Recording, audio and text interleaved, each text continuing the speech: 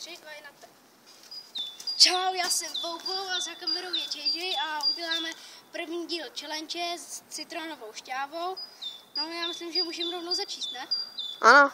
Tak jo, tak já jdu první.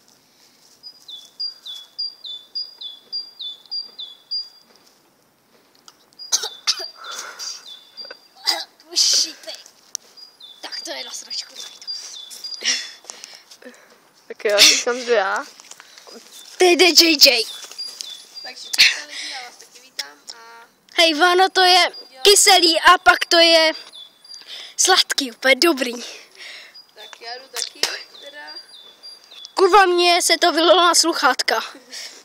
A já teda taky jdu.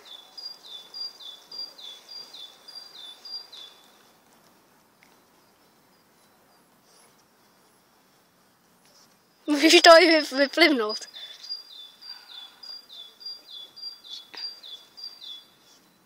Hoj! Počkej, teď jdu zase já. Můžeš si tady vydechnout, ty vole. Já to nechci vypít, jo, počkej. No hlavně si musím odložit sluchátka, asi ne. Ne, nech si to. Počkej, já musím utřít aspoň. Ono mi to zašpindilo sluchátka, to neskoušejte. To kyselý jako svině, že jo? Hm?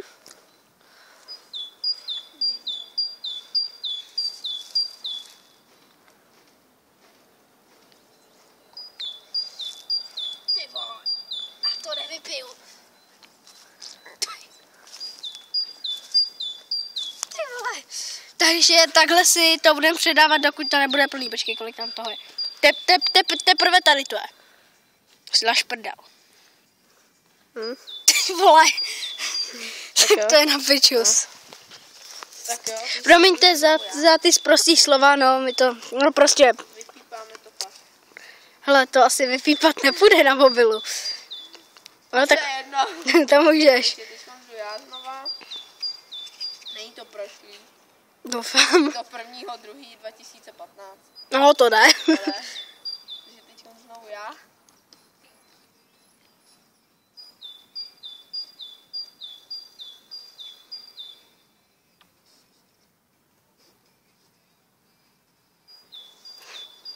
Dejte Bůh, to radši vyplivnu. Dobrý? Kurva. Nedávej si tam toho hodně. Pojď sem radši. Oh. Dobrý? Jo. Ty vole, Kurva. tak to asi zveřejnit ani asi nemůžeme, ty vole. Ale jo, nehodíme to. Okay. Tam je to hotovo. Já bych to teď už asi ani nedělal, jo? Bych to nejradši zahodil. Tak se můžeme rozloučit. No tak my to pak dopijeme ještě někdy jindy, no. No takže těšte se na další díl a podle mě by to mohlo být třeba Chubby Bunny nebo Sůl a led. No.